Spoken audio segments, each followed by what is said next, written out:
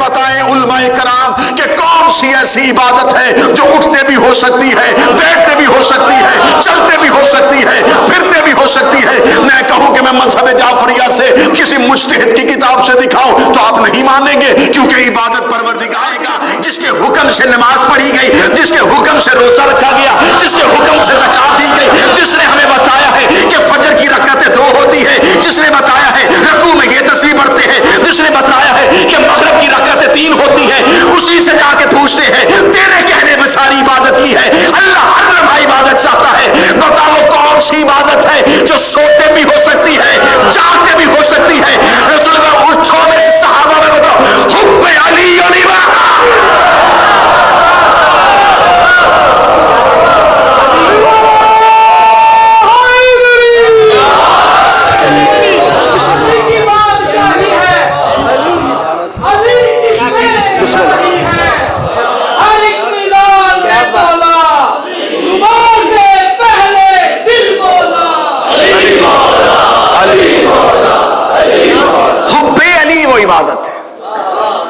حب علی وہ عبادت ہے جس کی وجہ سے ہر عبادت عبادت ہے۔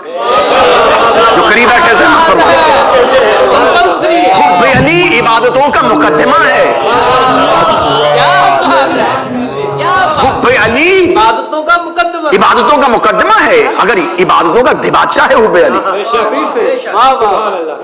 اگر حب علی نہیں ہے پھر عبادت عادت ہے۔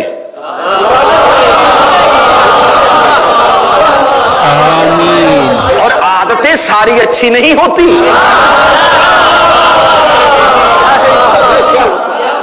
خدا کو عبادت چاہیے، عبادت وہ چاہیے جو اللہ چاہتا ہے۔ اب اس کا مطلب ہے کہ اگر کوئی عبادت کرنا چاہتا ہے تو اس کو عبادت کے مفہوم کو سمجھنا کہ عبادت پروردگار ہے کیا۔ آخر اللہ انسان کو عبادت کروا کے چاہتا، اس سے ہماری عبادتوں کی ضرورت نہیں ہے۔ اچھا، اس سے ہماری عبادتوں کی ضرورت نہیں اور ہم اپنی مرضی سے خلق نہیں ہوئے، ہماری خلقت میں ہماری مرضی نہیں ہے اور اس کو عبادتوں کی ضرورت نہیں ہے۔ جب ہم نے اس سے کہا نہیں تھا کہ ہمیں خلق کر اور اس کو عبادت کی ضرورت ہی نہیں تھی، وہ عبادت چاہتا ہی نہیں ہے، اس کو ضرورت ہی نہیں ہے، اس کے پاس عبادت گزار بہت تھے۔ ہمیں اس نے عبادتیں دی ہیں تو ہم نے ہدف بھی رکھا ہے، عبادت کریں گے تاکہ یہ ہدف ملے۔ ہماری عبادتوں کا ہدف ہے جنت۔ اب میں اس پڑھے لکھے مجمع سے یہ سوال کرتا ہوں کہ کیا ملائکہ عبادت نہیں کرتے؟ وہ تو کرتے ہی صرف عبادت ہے۔ وہ کس لیے عبادت کرتے؟ ان کا ہدف کیا ہے؟ وہ تو رہتے ہی جنت میں ہے۔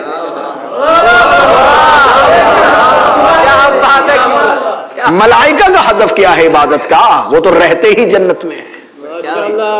ان کی عبادت ہے اطاعت پروردگار، وہ خدا کے آئین سے بغاوت نہیں کرتے۔ اچھا، جب وہ اتنے عبادت گزار تھے کہ وہ ان کی جبلت میں، ان کی فطرت میں ہر لمحہ عبادت ہے، پھر ان عبادت گزاروں کو ایک انسان کے سامنے سجدہ کیوں کروایا؟ سجدہ کس بنیاد پہ ہوا؟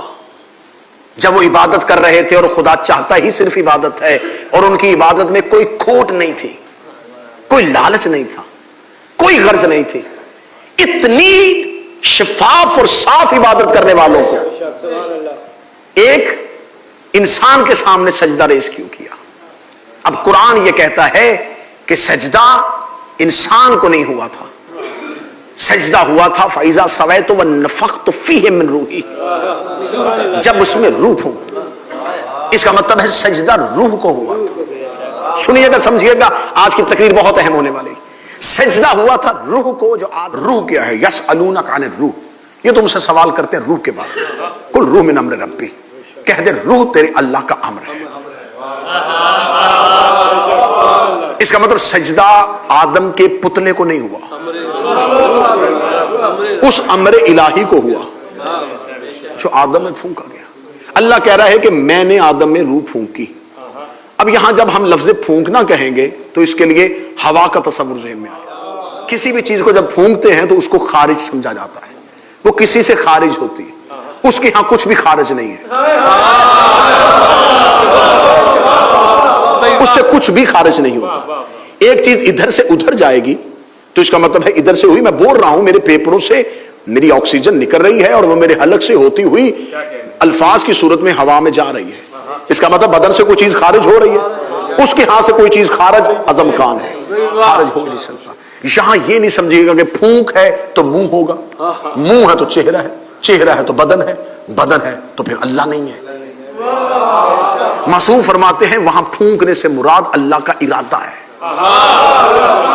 کیا بات ہے، اس نے ارادہ کیا اور آدم کے پتلے میں تحریک پیدا شو، متحرک ہو گیا آدم کا پتلا، کیونکہ اللہ نے ارادہ کر لیا تھا۔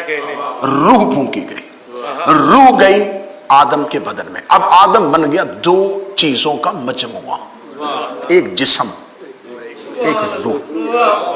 جسم بنایا اس نے عناصر اربع سے، مٹی، پانی، آگ، ہوا سے، چار عناصر سے بنایا۔ روح کس سے بنائی؟ روح کے لیے یہ چاروں عناصر ہے ہی نہیں، کیونکہ روح کثیف ہے، روح لطیف ہے، بدن کثیف ہے، بدن نجس ہو سکتا ہے، روح نجس نہیں ہوتی۔ اب اس نے جب حضرت آدم کو زمین پر اتارا تو دو چیزیں زمین پر آ گئی، ایک بدن ایک روح، دونوں میں آپس میں بڑی ضد ہے، بدن اور روح اکٹھے رہ ہی نہیں سکتے، کیونکہ دونوں ضد ہیں، جیسے سورج اور چاند اکٹھے نہیں ہو سکتے، دن اور رات اکٹھے نہیں ہو سکتے، بدن اور روح ضد ہیں، کیونکہ بدن کثیف، روح لطیف، بدن نظر آنے والا فزیکل ورلڈ میں رہنے والا، روح میٹا فزیکل نظر ہی نہیں آتی۔ اب اس نہ نظر آنے والی چیز کو نظر آنے والے بدن میں رکھنا تھا، اب یہاں درمیان میں کوئی ایسا ضبط چاہیے تھا جو دونوں کو کنٹرول کر سکے۔ اب خدا نے یہاں نفس کو پیدا کیا، جب خدا نے نفس کو خلق کیا تو نفس آدھا بدن جیسا ہے، آدھا روح جیسا ہے۔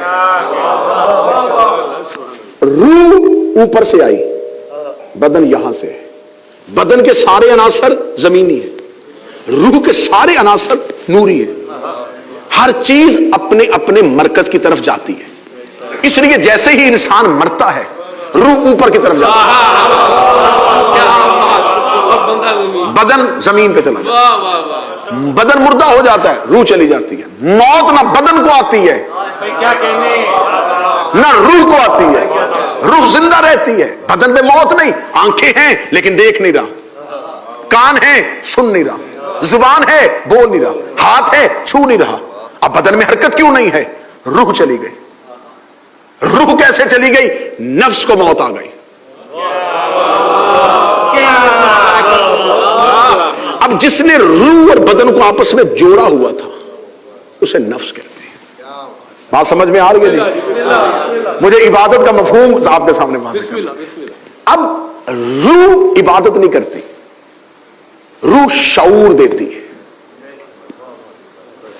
عبادت کی ترکیبات بدن کرتا ہے، وضو بدن کا، مسح بدن کا، تکبیرۃ الاحرام بدن کو، روزہ رکھے گا تو بھوک کے اثر بدن کو، حج کرے گا تو چکر اور طواف بدن کو، یہ ساری چیزیں بدن کر رہا ہے۔ بدن عبادت کر رہا ہے لیکن روح اس کے اندر جو ہے وہ بدن کو شعور دے رہی ہے۔ بات بالکل تقریر داد سے بے نیاز ہے، لیکن اگر آپ عبادت کے مفہوم کو سمجھنا چاہیں، اب خدا نے انسان کی کسی بھی چیز کو محسوس کرنے کے لیے اسے 5 حصے عطا کیے، جسے ہم کہتے ہیں حواس خمسہ۔ 5 چیزوں کے ذریعے کسی بھی چیز کا، انسان کا علم اس کا اندر کا علم نہیں ہے، یہ باہر جتنی چیزیں ہیں یہ علم نہیں ہے، یہ معلومات ہے۔ ابھی تک دنیا یہ واضح نہیں کر سکی کہ علم میں اور معلومات میں فرق ہے، انفارمیشن اور ہوتی ہیں، نالج اور ہوتا ہے، تو کبھی بھی معلومات کے سہارے علم کو چیلنج نہ کرنا، کیونکہ میں نے معلومات والوں کو علم کے دروازے پہ آتے دیکھا ہے، کسی علم والے کو معلومات والوں کے دروازے پہ آتے۔ علم نور ہے،